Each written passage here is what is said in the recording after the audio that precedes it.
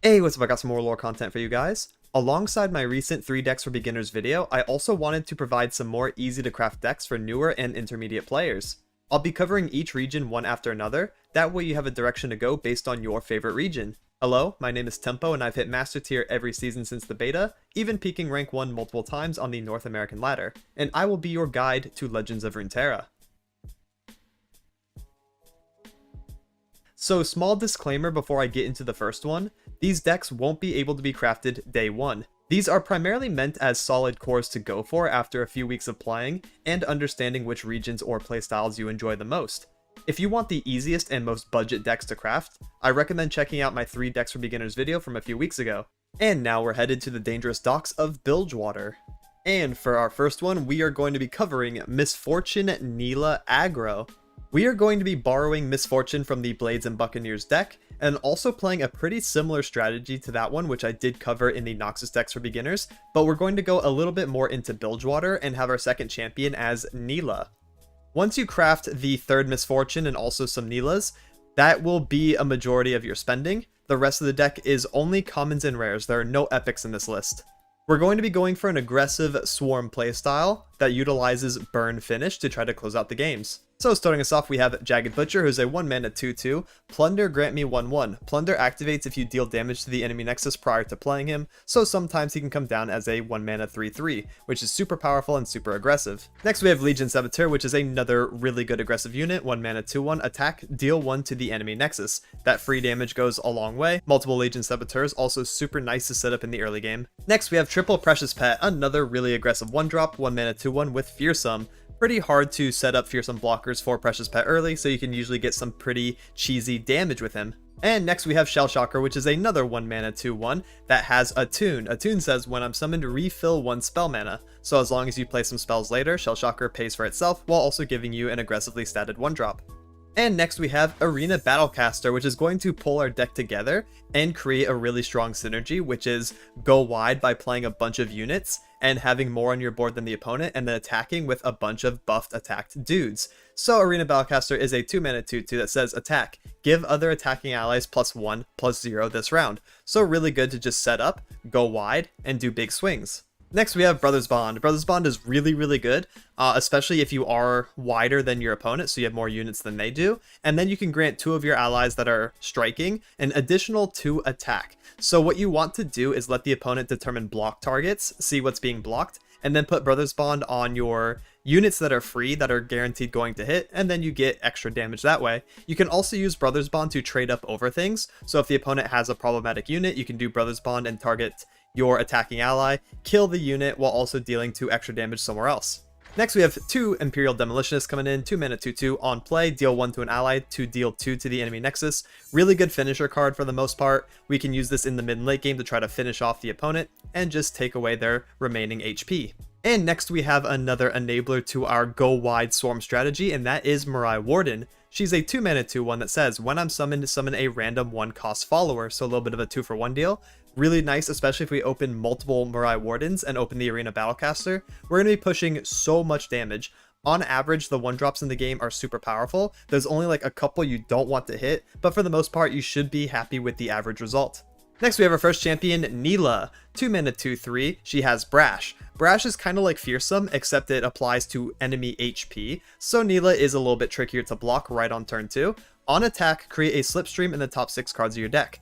Slipstream is a 1 mana burst speed spell that says draw 2 and grant them Fleeting. Fleeting discards them round end, so what you want to do is get the Slipstream for the mid game, then you play it later to refill your hand, get some more units and get some more spells, and then just play them out. For the most part, you should have enough mana to play them in the mid game to where you don't have to be worried about them getting discarded, because a lot of the deck is super cheap since we are playing super aggro, so it's actually beneficial to dump your hand and play Slipstream. That way you can get some more resources going. She levels up if you've drawn 16 cards over the course of the game. For the most part, we're not going to be pulling this off. We're not playing a bunch of turbo draw cards. We just have like a few draw cards here and there, so maybe it does come up. But when she is leveled, she creates the Slipstream in the top 6 cards of your deck, just like normal. But now she has a bonus effect that says, deal 2 damage to all enemies and also the enemy nexus. However, they cannot drop below 1 health from this damage, so the enemy nexus cannot be executed by her effect, nor can the enemy units.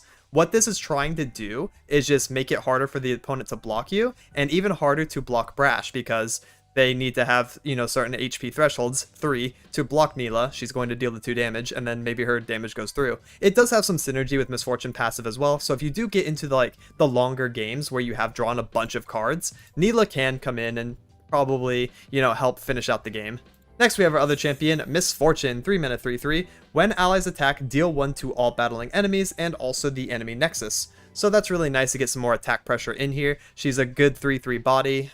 We definitely want the 1 extra damage to the opponent's nexus, but also the battling enemies makes it hard for them to block us efficiently, because it makes like your 2 attack units trade up into 3 HP units, and that's really, really good. So Misfortune goes a long way at just trying to push any little bit of advantage that you can get during these combats where you are attacking relentlessly. She levels up if she's seen you attack 4 times, which can be done in this deck compared to the previous Pirate Burn list that I covered in the Noxus video, because we are running Island Navigator, which is a scout, so we might be able to get Misfortune leveled sometimes. When she's leveled, she has Overwhelm, which is a very good aggressive keyword, and she does her deal 1 effect 3 separate times, so she will deal 3 damage to the enemy nexus and also 3 damage to battling enemies. So that's super fantastic, especially with Overwhelm, so she's going to punch for a lot. And next we have Noxian Fervor, 3 mana fast speed spell, deal 3 to an ally to deal 3 to anything. So if you've been following along, you know that this is one of our finisher cards. We want to use Noxian Fervor as a way to end the game, especially when the opponent has tapped out and is at 3 HP or less. We can use Noxian Fervor and just close it out that way. Next we have Double Barb Chain, 4 mana burst speed spell, Plunder, I cost 2 less. Again, the Plunder effect is dealing damage to the enemy nexus and then playing the card. It says draw 2 at the next round start and grant them fleeting. So it's basically like a slipstream effect, however, for the next turn, so we have more mana to play with. So it's even less risk to play, because we're definitely not going to draw things that are too expensive for us. So just another really good refill card. Next we have Triple Island Navigator, 4 mana 2/4 with Scout. When I'm summoned, summon a random 1-cost follower and grant it Scout. So it's kind of like the Mirai Warden where we get the 2-for-1 deal, however the Scout keyword comes in really, really clutch, especially with Misfortune on the board. Scout says the first time only Scout units attack each round, ready your attack, meaning you can attack again with everything. So for the most part, what you want to do is maybe set up Misfortune on defense turn 3, and then go into Island Navigator on attack 4, attack with Navigator and or the additional Scout that you get as the 1-drop from Navigator, send in both, that's it, just the Scouts, and then you can attack again with everything. So you get a second Misfortune proc, that's 2 level up points for Misfortune, so you only need to do 1 more Scout attack and regular attack, she'll level, and you just get a lot of attack pressure this way. And rounding us out, we have Eye of Nagakaboros, which is another draw card to help refill our hand. Try to get, our hand nice and empty, and then play this to refill, find direct damage, stuff like that. 5 mana focus speed spell, spawn 2, draw 2. So it's really cool that it spawns a 2/2 tentacle on top of drawing you 2 cards. So for the most part, what you want to do with this is set up on defense turn, have Arena Battlecaster on the board, have maybe 5 units total. Then you go into the next turn and play Eye of Nagakaboros at focus speed. It'll draw you 2 cards and give you a 2/2 body, and then you can do first action attack. Because it's focus speed, it doesn't take an action away from you, so you get to play this and then attack with it immediately, and that has synergy with the Arena Battlecaster that we have in here, because he will buff the tentacle, having an additional 3 attacking body on top of the board that you set up with defense before the opponent can even play anything to block with, so that's super nice. And that's it for this budget version list. There are some additional cards that you can have in here. I have seen Fire Spitter run in this deck. Fire Spitter isn't epic, so if you have the extra resources, you can run Fire Spitter by maybe dropping the Barb Chain, drop Island Navigator to 2, stuff like that, and then you can also run another card called Might, and then you can have extra Overwhelm pressure on your Fire Spitter, so that's a nice little 6-card combo. You can definitely trim the numbers and fit that in there if you do have more resources. There's also a world where if you don't like Shell Shocker, you can run Crackshot Corsair instead of him, so that's a replacement as well. She's only common, so this one is player preference, depends if you want to or not. One last consideration would be Vikrash. I think Vikrash is a really good card. It is another epic, which is super expensive, so I kept it out of this budget version. However, he is a really good inclusion because he is elusive. He's a 2/2, which is really nice to attack with, and he attunes for you, so you get more spell mana, and you get another slipstream in top 6, just like the Nilah effect. So he has some synergy with Nilah, and maybe makes your Nilah level up a bit more consistent if you play around him, and also just have a little bit more of the draw engine going. So would recommend checking that out as well if you do have the epics to invest into this deck. And that's it for the full rundown. Now here's a live commentary game so you can see how it plays out. I'll be giving context to why I'm playing certain cards, and hopefully it gives you a good feel on how to play the deck. And for the example game, we're going to be fighting the ever popular Elder Dragon. So we kind of have a clock. We need to win by turn 6 before the dragons start coming down and getting boons. Otherwise, we're kind of okay. Freljord's annoying because they could have Avalanche, which is the best single card into our strategy since we play a bunch of low HP units. But yeah, other than that, we should be okay. So let's go ahead and keep the Battlecaster and pitch the rest. I want to see some combination of 1s and 2 drops in my hand so we can play as aggressive as possible, and the cards we had were not it. Okay, no 1 drop, but we do have a lot of dudes. So as long as we don't get Avalanche, I mean, we're kind of Bing chilling. Like, wow, we have infinite dudes. Alright, Warden, Crackshot Corsair. Hey, a free Corsair? I'll take that. I will take it. And then we can play probably another Warden, yeah. Dark Wraith is kind of random. And then we can full send it. And then trade up into this 2-3. Yep, with Brothers Bond. So we pick here and we pick here. So we kill the Valhyr's Prophet, meaning it will no longer block us in future turns, and we push 2 extra damage from the Brothers Bond. This plays out pretty nicely, so what we want to do is double Arena Battlecaster on turn 4, and then open attack with Eye on 5, and that's a full attacking board. As long as we don't get Avalanched, we're literally fine. And we're going to push so much damage, which is what this deck wants to do. It usually wants to win by turn 5 or turn 6. Like, look at how disgusting the setup is. And then double Demolitionist on turn 6 for follow-up damage. Like, it's just insane. So like I mentioned in the rundown, we do Eye the Kakaboros at focus speed.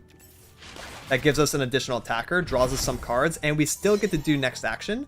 So we're going to just full send. Do we have a turn 5 lethal versus Elder Dragon? Maybe. I hope we do. Harsh Winds could get them through. Nope. Look at that. Nice, quick, and easy. That's how you play burn decks. Holy moly, we swarmed. And for the next deck, we're going to slow the pace down quite a lot and play a deck that wants to win more in the mid game. This is Plunder, basically. So what I mean by that is Plunder used to be a deck in Standard before Gangplank got rotated. It's these exact regions, the Bilgewater and Freljord combo, and what it wants to do is play direct damage on the enemy Nexus each and every turn, at least once. That way it can level its champions like Sejuani and used to be Gangplank. So this is like a modern version that does play pretty well in Standard. The budget champion that we are using as well is Gnar, coming in from the Freljord half of things. We start with a couple Gnar, so that's nice. After that, all you have to do is craft Sejuani, and the rest of the cards are commons and rares. No epics required. So starting us off, we have Warning Shot, deal 1 damage to the enemy Nexus. We want to do this on any of the turns that we can proc Plunder effects, or turns that we haven't procced Plunder yet. Again, we want to proc Plunder on 5 unique turns. That way we can get Sejuani level. To be honest, we don't really even have to like do Plunder cards. We just have to deal damage 5 unique times and get Sej level so that we can win turn 7 onwards. Should be really nice for us. So Warning Shot helps us do that, and we also get the extra Plunder effects from the deck, like Jagged Butcher, who will be a 3-3 instead of a 2-2. Super solid in the early game. Next we have Omen Hawk. He seems to make a repeat appearance in a lot of these videos. I think he's a very good card. 1 mana 1/1, when I'm summoned, grant the top 2 allies in your deck +1/+1. I can block units with elusive, so really good at these elusive strategies. We can use Omen Hawk to shut them down, like block Teemo on turn 1, which feels fantastic. And also we can get extra stats on our units to help them proc Plunder even more. Speaking of which, we have Parley. 1 mana slow sweet spell, deal 1 to anything. If this kills it, deal 1 to the enemy Nexus as well. So it's a little bit of a double dip here. So we want to use this when the opponent is pretty much guaranteed not to have an HP buff. That way we get the execute and we get the +1. If you want to just use Parley on the enemy Nexus, you can do that, by the way. I've seen that happen many, many times. If the opponent has like multiple 2 HP units and there's no way you can execute them, just use Parley on face, and then you can get your unique damage proc for your Sejuani that way. And that feels really good, so just using it for that is fine. Next we have Father Fury, 2 mana 2/1 with elusive, so he's going to be helping us hit direct damage on the enemy Nexus. Plunder, refill 1 spell mana, and also create a random 1-cost spell from your regions in hand. You can filter and see what those all are. You can get some really good stuff like more Parleys. You can get Elixir of Iron to protect your units. There are some bad cards though, like Jettison and Bloodbait. You don't want those. Those are from Bilge, but yeah, you can basically see what we got access to. There's Brittle Steel too, which is kind of cool. But yeah, Father Fury, really, really good elusive unit that's going to help keeping the Plunder up. Next we have Triple Make It Rain, another good way to hit the enemy nexus while also whittling down the opponent's board. Deal 1 to 3 different randomly targeted enemies or the enemy nexus. So how this works is if the opponent has 2 units and then nexus, it's guaranteed to hit one of each. If they have more units on the board, then it's going to be a bit more of a random split and a little hard to make It Rain hit exactly what you want. But for the most part, it's pretty controlled. You're going to know what it hits most of the time. So really, really strong card, especially when you can hit the enemy nexus with it to get that level up point for Sejuani. Next, we have Triple Sky Splitter, just like one of the best Freljord cards in the game. 2-mana burst speed spell, give an ally +1/+3. Super good on everyone, good on your elusive to get more damage. And also the +3 is massive protection versus damage spells. So we're going to want to use that for those reasons. Next, we have Tusk Speaker, 2-mana 3/2 with Overwhelm, also on play, deal 1. The on play deal 1 is super good. That's like kind of where a lot of his value is coming from in this deck, being able to just deal 1 damage to the enemy nexus to help get that level up going for Sej. Just really solid. Then we can start proccing Plunder effects as well after we play him. And he's Overwhelmed, so if he ever gets left alone, or if he's not blocked by something with 3 HP or higher, then he gets that cheeky damage in, and you can get the nexus damage that way. So he's super, super good. Next, we have Yadulski coming in, 2-mana 2/3, attack, grant the top 2 allies in your deck +1/+1. Just another Omen Hawk effect. We care about stats, so we care about Yadulski coming in and helping us out. Next, we have Piltover Castaway. This is a really cool card. 3-mana 2/1 with Attune, so gives you 1 mana. That's really nice. When I'm summoned, I Improvise. Improvise shows you a pool of weapons, right? You get to pick 2. There's like, I think 6 weapons total, or 8. I don't quite remember. You can go filter and see it. But you're shown 2 weapons that you get to pick one, and then it attaches to them right away. So for the most part, you're going to want like Scout, Overwhelm, Quick Attack. Those are all super good. Pot of Pain, also great. It has impact on it. So you're basically going to pick one of those and be pretty happy. Even Shepherd's Authority is good. It's like +3/+2, but can't block. Just like really, really good cards and stat buffs in general. What's super nice about it is if Castaway dies, you can get the weapon back in your hand and re-equip it to something else. That's why the Scout's super good, because you can put like Scout on Gnar or Scout on Sej, and then you just have yourself like a 1-card win con right there. Next, we have Gnar, 4-mana 3/3 with Quick Attack, get a Pokey Stick on Strike. I've covered him a couple times. He's super good. In this deck, we're going to be doing damage to the enemy nexus quite a lot, so his round end level up should be super consistent, and then you'll have a big Overwhelm unit to play around, and also grant the strongest enemy vulnerable, so you can manipulate combat, get extra damage in that way, and just be pretty happy overall. He's a very solid card. He also gives you Pokey Stick, and you can use Pokey Stick to damage the enemy nexus, keep your level up points going, keep the level up going for your champions, and be pretty happy. Next, we have Ivan the Kakaboros to draw and refill our hand. Really good for the mid game because we do want to kind of play out our hand as much as we can. We're going to be playing a combination of units and spells, so our hand is going to get pretty empty in the mid game. So we're going to want I to try to reach for like Sejuani or Saurian or Gnar, just any of our like later game stuff. Speaking of Saurian, here he is, 5-mana 5/4, Reptile, Overwhelm. When I'm summoned, grant the top 3 units in the deck +1/+1, so the same kind of effect as Omen, but 1 extra unit. If an ally has a different subtype than me, then draw one of the units. So as long as you're playing with a non-reptile on the board, you will get the draw. So this is Bird, that will work. The Dog will work. The Weapon Master will work. And the Yordle will work. If any of those cards are on the board when you play Saurian, you'll get a free draw 1. And finally, we have Sejuani, 6-mana 5/6 with Overwhelm. Play given enemy Frostbite and Vulnerable this round. Really strong on-play effect.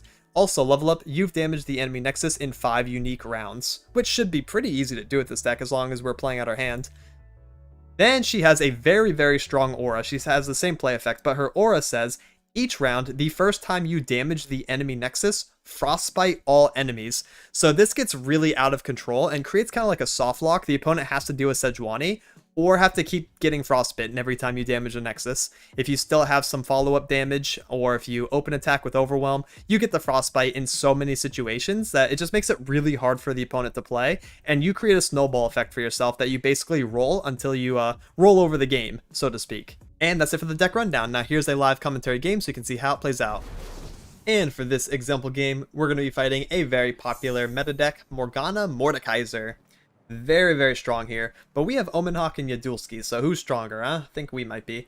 Let's go ahead and also pitch our Jagged Butcher since we're not going to play him in the first 3 turns. We pretty much have what we want to do. Omen on 1, Yadulski on 2, Castaway on 3, and hopefully we're hitting the enemy nexus to get the Sejuani points. And we need to go for things like, yeah, Eye is good, but we want to see Warning Shot, right, and direct damage spells. Okay, we got him back. I just got rid of you. Why are you back? So let's play Omen. See what he hits. Maybe we top deck another Yudulski. Oh, we did top deck another Yudulski. This is one of the highest high rolls in the game. Omen Hawk on defense 1. Yudulski on attack 2. Shake hands with the opponent. They surrender. No? They're still here? Oh, alright. Attack with both. That way we can get our Sejuani point, because we are hitting the enemy nexus. Bonk. And yeah, the next few cards we draw into are going to be very, very beefy. That's going to be something they have to deal with. Yeah, like a +2/+2 Gnar. That's a bit incredible, I would say. That's pretty interesting, yeah. I think very fair and balanced, too. We can do Castaway, and that refills a mana, or we can play Yudulski and Butcher here, and just be on another one of these kind of, like, really annoying boards. I kind of like going wide, yeah. Let's play the Jagged Butcher first, then, as we show a unit that we're okay blocking with. That way we prevent some damage. If we play Yudulski first, they attack with 4/2, we have no good blocks. So this is a bit of a optimization thing here. The order matters in which you play cards. So we play 2/2 first, that way we show, hey, you're not attacking us and doing free damage. Yeah, so we'll go ahead and get that down. The opponent still hasn't surrendered. I'm very impressed by that. Let's play Gnar. As a 5/5, full send it. Our next card is going to be another +2/+2 on top of everything else going on. We're hitting the enemy nexus again. Gnar is leveled. If they play a unit, it's going to get vulnerable. Cool. They dodged that. Very smart play. No vulnerable from Gnar 2. But he's a 7/7 with Overwhelm. And they probably need to shackle him or vengeance him. That's a big boy. +2/+2 on Father Fury. That seems very balanced as well, yes. Legion. I'm going to play Saurian here, I think. Another big Overwhelm unit. Into another big Overwhelm unit. Yeah, it's not like they run Ruination, right? Ain't no way. Ain't no way they're running Ruination. I'm kind of down to do Castaway here. First action Castaway, we can get Scout Attack or Quick Attack. Do I want to Scout Attack? I don't even think I do. Maybe I do. I think Scout has, like, future value with my champions. It's a Sentry, that's fine. So we're going to Scout Attack with the Piltover and Castaway. Probably get the 2/1. No, we just take 3 damage to face. Okay, that's nice. Now I can play Father Fury. That procs Plunder, we have Elixir of Iron, we have a full send. Oh my gosh, this deck feels insane when it gets this opener. I know, admittedly I high rolled, but like, this feels kind of cracked. Just a little bit. Just a tiny bit. It's my first time playing the deck too, by the way. And we're just pushing like infinite damage here on turn 6. Vengeance probably? It can't be just Death Grasp. I will not let that happen. Yeah, it's Vengeance. This makes sense. So we win. We just won, guys. Look, they're at 2 HP. So we hit Resolve. Let the combat go through as is. Then we play Pokey and Warning Shot, and we just win. That's absolutely disgusting. I don't even know what I did this game. Our opponent's playing, like, one of the best decks in existence, and, like, it just got rolled over. I mean, I guess call me a high roller Andy. Watch this Warning Shot, Burst Speed, Lethal. Ready? It's always so funny to pull off. Boop. They don't even know what happened. And for the last deck, we're going to slow the pace down even more and now play a control deck. This is also one of the decks that I've used to get a lot of players into the game. It does seem to be like a fan favorite, a little bit of like the people's deck, you know? This is Deep. The main cool thing about Deep is that it is reminiscent of like Handlock in Hearthstone, where it wants to play controlled and then just play a bunch of big dudes in the late game and win like that. But it's also like a self-mill deck too. So not only is it similar to other decks in other games, but it's also kind of unique in its own way, and it ends up just being like really fun for players to gravitate towards. So the two main mechanics of the deck are Toss and Deep, okay? Toss says, when I'm summoned, toss 3, obliterate X non-champion cards from the bottom of your deck. So you're removing them from play, you're taking the bottom 3 cards, as long as it's not a champion, and you just remove it from play. And what's really cool about this is since it's from the bottom, you never really care what you hit because those are cards you are not going to see anyways, right? We're pulling from the bottom, so we don't really care what we get rid of. And it can never hit a champion. So it's just like a super consistent, super nice tool that the cards are trying to do. A lot of our cards toss because we want to self-mill and get as low as possible, as quickly as possible. The main reason for this is because of our sea monsters. They are our later game cards and they have the deep keyword. Deep says, I have +3/+3 once your deck has had 15 or fewer cards left. So we want to get down to our bottom 15, and then all of a sudden our sea monsters are super juiced, they're super big, and we get to deliver really strong beatdowns with them. So earlier we already saw Dreg Dredgers. He's a very good card, 1 mana 2/1. He can block early game units while also tossing you 3, getting you to that thinner deck. Next we have Jettison, which is a burst speed, toss 4 immediately. So it's super nice. The main time to use Jettison is 1, if you have extra mana and you don't want to burn any, and 2, we can actually use this in combat to give our sea monsters a +3/+3 boost during combat, so while attacking or while blocking. So it's a little bit of a surprise factor as well. Really, really cool when that comes up. Now into the more control-y side of things, we are playing Quietus, which is a Shadow Wall's single target removal spell. It says, kill a unit with total power and health of 4 or less, or destroy a unit's equipment. So we can kill like a 2/2 with it, a 1/3, pretty much anything that has a total stat of 4 or less among the attack and HP. So that's super nice. We get to hit a lot of early game units, early game champions as well. Or we can also destroy equipment with it. So if the opponent is playing a weapon heavy strategy, we have that option in our pocket. Next we have Sea Scarab, which is the main engine of the deck. Very strong card. 2 mana 2/3. Has the deep keyword, so he gets the 3/3 buff when we get to 15 cards or less. When another ally dies, or also last breath, toss 1. So you want to set up Sea Scarab early, maybe even multiple Sea Scarabs, and then whenever anything dies on your board, they will toss 1 immediately, and that's super good. Same on its own death. So Sea Scarab is just like a way to turbo toss in the early mid game so that you can get your strategy rolling. Next we have some more removal, 2 mana slow speed spell, Soul Harvest, kill a follower with 3 or less power, or spend 3 mana to kill a champion with 3 or less power. Hits a lot of things in the early mid game. Basically you want to use this on champions when you can. If you want to hit a priority unit with it as well, you're fine to do that. Next we have Deadbloom Wander, 3 mana 3/2 with Lifesteal. When I'm summoned, toss 3. So that's super nice to get some healing in. Super good against aggro decks as well. Next we have Jaw Hunters, which is a 3 mana 4/1 with Challenger. When I'm summoned, create a random sea monster in hand. The sea monsters are our late game cards and also Sea Scarab. So for the most part, we're going to be happy with what we hit. It's just a nice resource in our hand that we can play out later. And it's a challenger unit, so we can use this to contest the board. As long as the opponent doesn't have a 1 HP damage spell, Jaw Hunters gets away with like really disgusting trades. He can kill any early like champion, right, as they're developed. So he can swing into those and just cause a lot of damage to the opponent's strategy.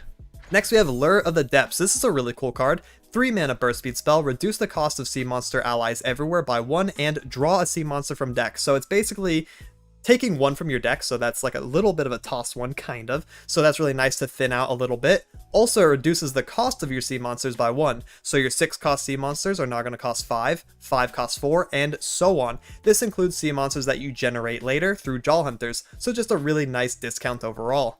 Next we have Double Undergrowth, 3 mana fast speed spell, toss 3, so that's really nice for tossing. Also drain 2 from a unit, so we can shoot something for 2, and we heal our Nexus for the same amount. So that's super good, keeping us in the game, and you get to kill high priority 2 HP units with this.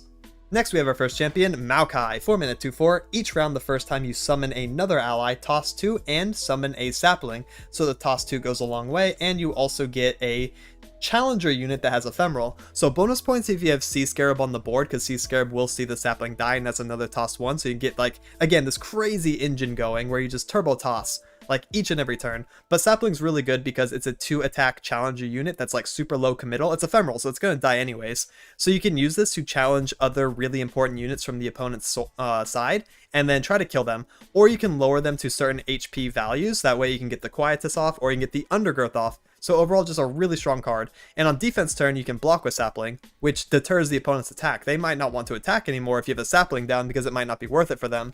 So Maokai is just a really, really good unit if you can get away with developing him right on turn 4 and start getting value for his effect turn 5 onwards. His level up is really insane. It says, your units have died or your cards have been tossed 25 plus times, so it takes both into account. If this happens, he is a really big menace. So he has regen, so he heals up, which is like pretty cool, whatever. That's not the important part. The important part says, when I level up, obliterate the enemy deck, leaving 4 non-champions. So you put the opponent's deck down to 4 cards left, and if they had any champions in the deck, they go bye-bye.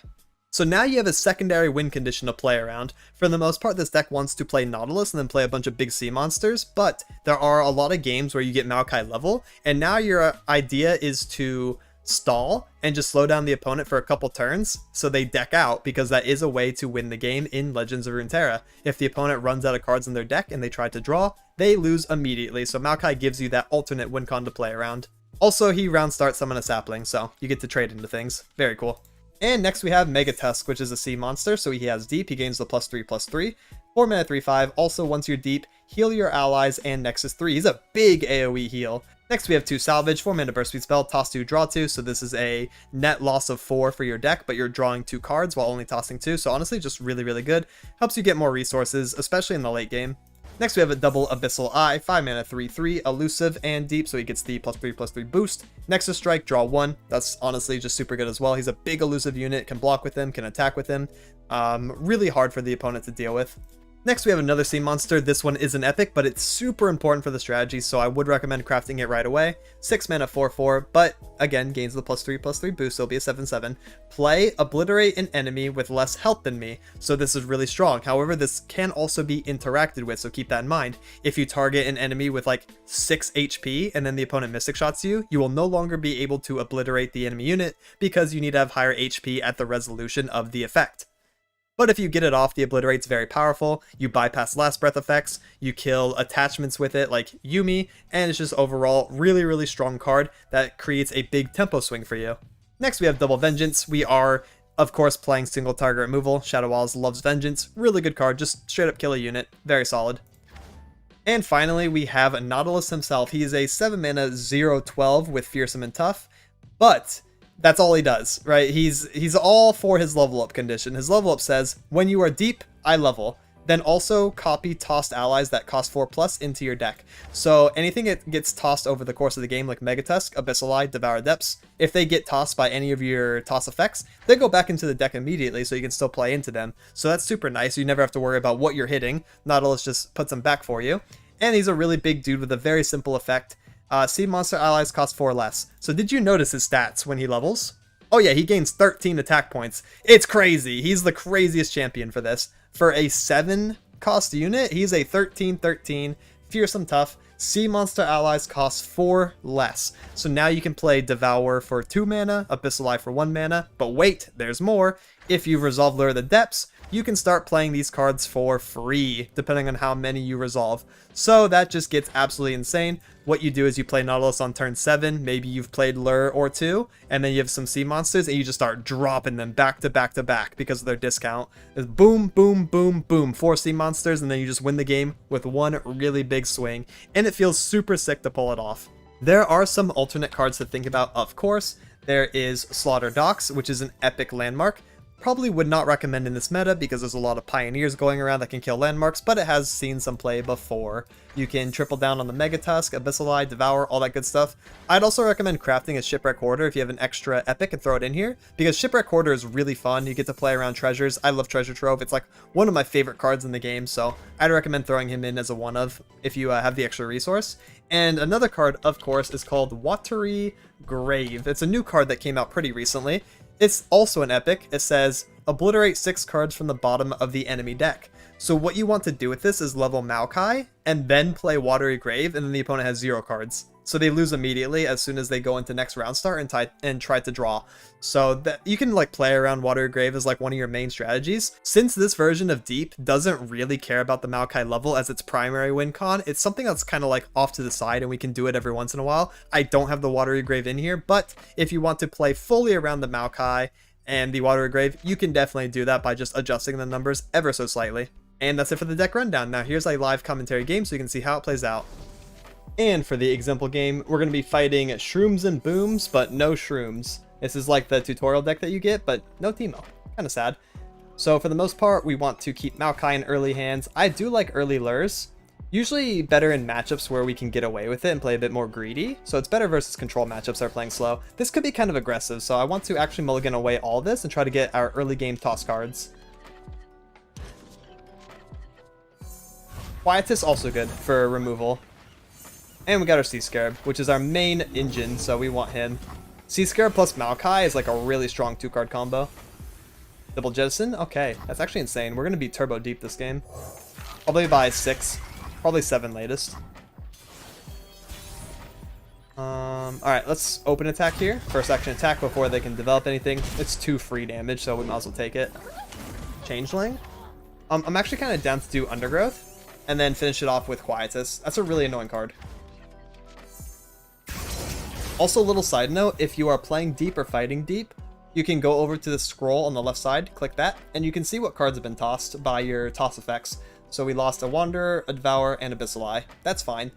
It's really important to keep track of in case, if you're fighting deep and they toss like all their vengeances, you're like, okay, well, no more vengeance, so you know what to play around.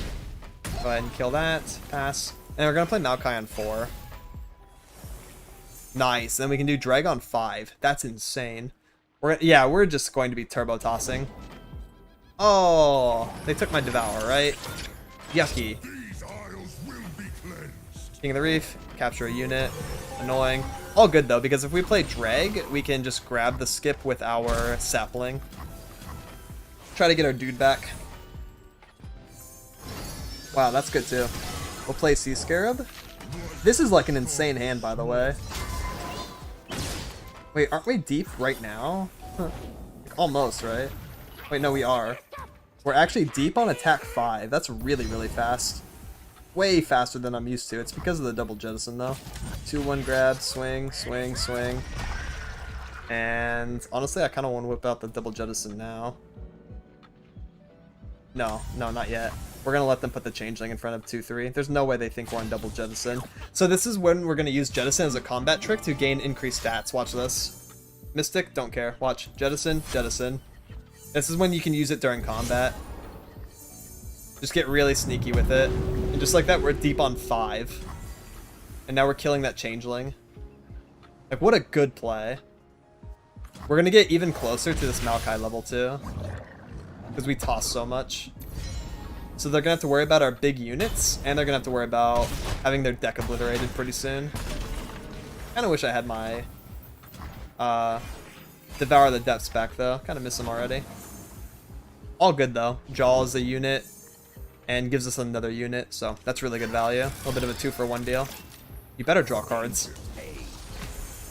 Oh wow, Sir Fursa. That's sick.